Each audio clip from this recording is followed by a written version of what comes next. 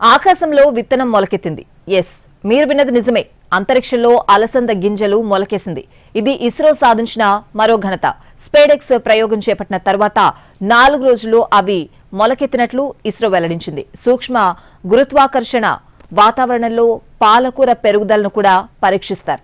స్పెడెక్స్ ప్రయోగం చేపట్టిన ఇస్రో మరో అద్భుత ఘనతను సాధించింది.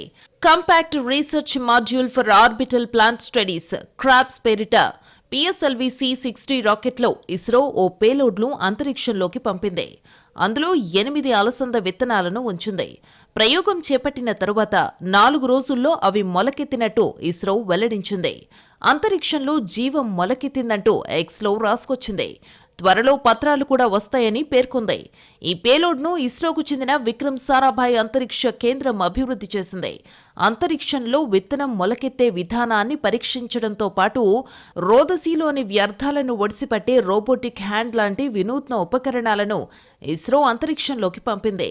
సూక్ష్మ గురుత్వాకర్షణ వాతావరణంలో పాలకూర పెరుగుదలను కూడా పరీక్షించనున్నారు. మొక్కలు గురుత్వాకర్షణ, కాంతి దిశను పసిగడుతున్న తీరు గురించి కొత్త అంశాలు ఈ ప్రయోగం ద్వారా వెలుగులోకొస్తాయని శాస్త్రవేత్తలు చెబుతున్నారు. విక్రమ్ సారాభాయ్ అంతరిక్ష కేంద్రం రూపొందించిన డెబ్రీ క్యాప్చర్ రోబోటిక్ మ్యానిపులేటర్ కక్షలో శకలాలను ఒడిసిపడుతుంది. అంతరిక్ష కేంద్ర నిర్మాణం సహా భవిష్యత్తులో చేపట్టబోయే పలు రోదసీ కార్యక్రమాలకు అవసరమైన డాకింగ్ పరిజ్ఞానంపై లోతుగా అధ్యయనం చేస్తారు.